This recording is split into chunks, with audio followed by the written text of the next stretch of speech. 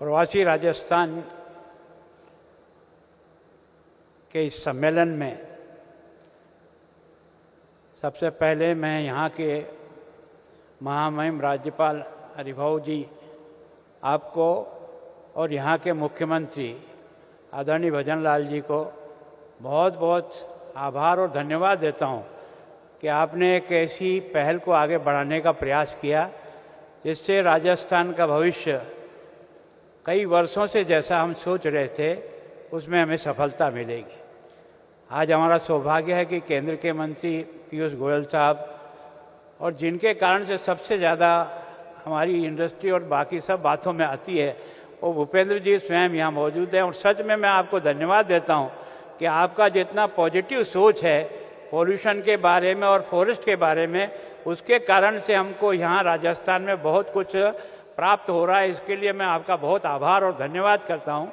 कारण क्या है कि आपका डिपार्टमेंट हर छोटी छोटी बातों में इतना उलझाता है कि हमारे 2-3 साल ऐसे में निकल जाते हैं। पर मैं सोचता हूँ कि अब आपने जिस गति से आगे बढ़ाया है निश्चित रूप से राजस्थान का भविष्य बहुत उज्जवल दिखता है, ऐसा मेरा व्यक्तिगत जीवन का अनुभव है। आज मैं सोचता हूँ कि केंद्र के मंत्री महोदय हैं, हमारे प्रदेश के अध्यक्ष मदन जी राठौड़ यहाँ विराजमान हैं। मैं सोचता हूँ आपका और मेरा राज्यवर्धन सिंह जी, अनिल अग्रवाल जी ने सब समस्या हल कर दी। हम जितनी पैरवी नहीं कर सकते राजस्थान की, उतनी पैरवी अनिल अग्रवाल जी ने सबको निमंत्रण देते हुए आश्वस्त कर दिया कि राजस्थान का इन्वेस्टमेंट अगर आप करोगे तो राजस्थान का सारा इंफ्रास्ट्रक्चर तैयार है। मैं सोचता हूं यह जो वीरों की धरती है, प्रभु इसका ध्यान रखता है। जो अपनी सब कुछ कुर्बानी करके भी भारत को जिंदा रखने का प्रयास करते हैं, इस संस्कृति को बचाए रखने का प्रयास करते हैं। यहाँ ऐसे बहादुर बहादुर लोग पैदा हुए हैं जिन्होंने दुनिया को अपना लोहा मनाया है। और अगर हम राजस्थानी कहीं भी दुनिया में जाते हैं तो हम सब लोगों को हम राजस्थानी हैं, ये हमारे पुरखों के बलिदान के कारण से हम सबका भी उतना ही सम्मान होता है। ये धरती आपकी, मेरी और हम सब की है। पर गोयल साहब ने पता नहीं क्यों मुझे प्रवासी बना दिया। मैं टेम्परेरी प्रवासी हूं, मेरी जिंदगी यहीं निकली और आगे भी यहीं निकलेगी। मैं जानता हूं कि प्रवासी राजस्थानियों में क्षमता कितनी है। जब मैं आसाम का राज्यपाल के रूप में रहा, मैंने वहां दूर दराज के गांव में भी जाके देखा तो कोई न कोई राजस्थानी वहां मौजूद है।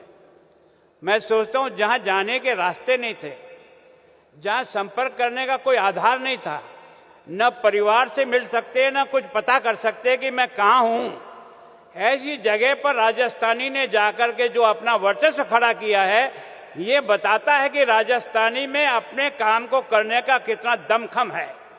हर चुनौती का मुकाबला करता है और हर चुनौती में से रास्ता निकाल लेता है।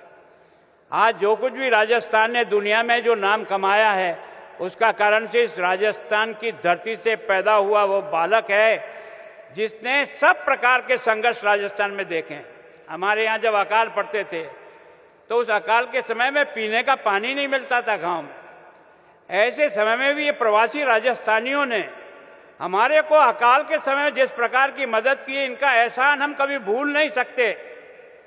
पशुधन को बचाने का काम किया तो राजस्थानी प्रवासियों ने किया। हर संकट के समय में अगर राजस्थान को आगे बढ़ाने की दृष्टि से शिक्षा के क्षेत्र में काम देखोगे तो राजस्थानी के यही प्रवासी राजस्थान है जिन्होंने अपना स्कूल और कॉलेज बनाया।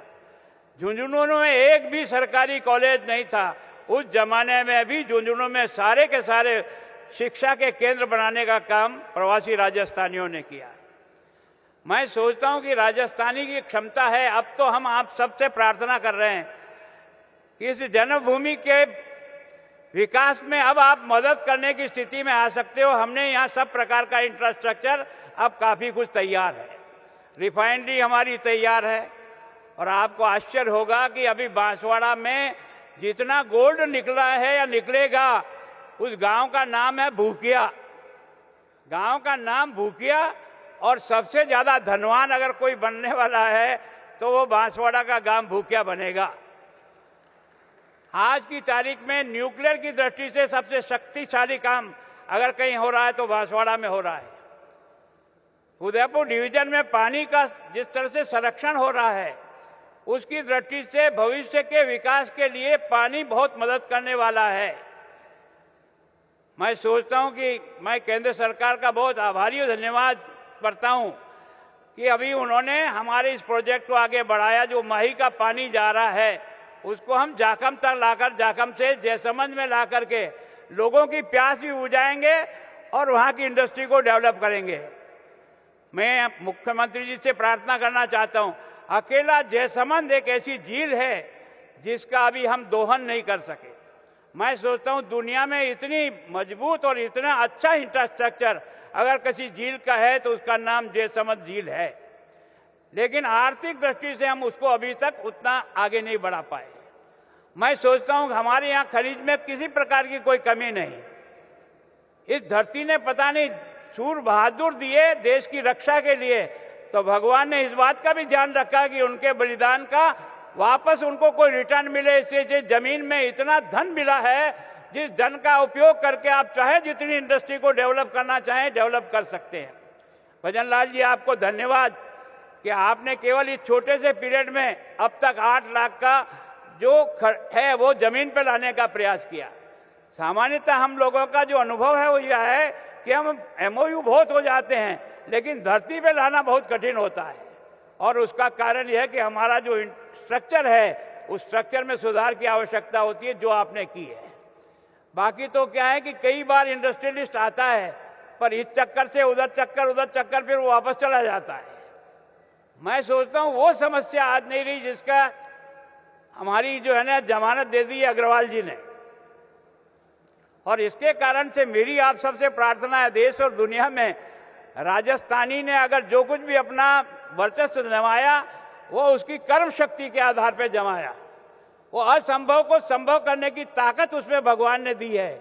और मैं सोचता हूं कि इस राजस्थान के भविष्य का अगर उद्धार हम सब लोग मिलकर के करने का प्रयास करें अपनी अपनी जगह पर, जो भी इस राजस्थान के विकास में सहयोग कर सकते हैं वो अगर हम करें तो निश्चित रूप से हम राजस्थान की अपनी जन्मभूमि का कर्जा उतारने में सफल होंगे। आप कर्म भूमि का तो कर्जा उतार रहे हैं, लेकिन जन्मभूमि का भी कर्जा निरंतर उतार रहे हैं। मेरे गांव में कोई स्कूल बना होगा तो किसी न किसी प्रवासी राजस्थानी से बना, कोई हॉस्पिटल बना तो इसके द्वारा बना है। और मैंने जब शिक्षा मंत्री था तब भामाशाह योजना शुरू की थी। उस भामाशाह योजना में है ना, हमने उस समय छोटे छोटे से हमको सहायता मिलती थी। आज की तारीख में हर साल 120 करोड़ रुपए से भी अधिक भामाशाह हमारे विद्यालयों के विकास और कॉलेज के विकास में खर्च कर रहे हैं। तो वास्तव में ऐसे दानी लोगों से मेरी प्रार्थना है कि अब राजस्थान में इंफ्रास्ट्रक्चर की दृष्टि से न रेलवे की कमी है, न रोड की कमी है, न एयरपोर्ट की कमी है। हर प्रकार का विकास है। गांव गांव तक सड़क अटल जी की देन के कारण से कोई गांव ऐसा नहीं मेरा आदिवासी का जहां टूकर पर जो है ना सड़क नहीं चढ़ गई हो। और देश के प्रधानमंत्री जी ने हर घर को बिजली दे दी, हर घर को पानी दे दिया, हर तरह से एजुकेशन बढ़ाई है। निश्चित रूप से यहाँ आपको मैन पावर भी मिलेगा और आपको बाकी जो भी एनर्जी है वो यहाँ मिलेगी। मैं तो जैसे मुझे गोयल साहब ने प्रवासी बना दिया, पर मेरा मन आज भी यहीं रहता है। मैं महीने में 1 आध बार आता ही हूँ। भगवान की कृपा से मेरे को जिंदगी का अंतिम दिन यहीं गुजारने देना, इतनी कृपा करना। धन्यवाद।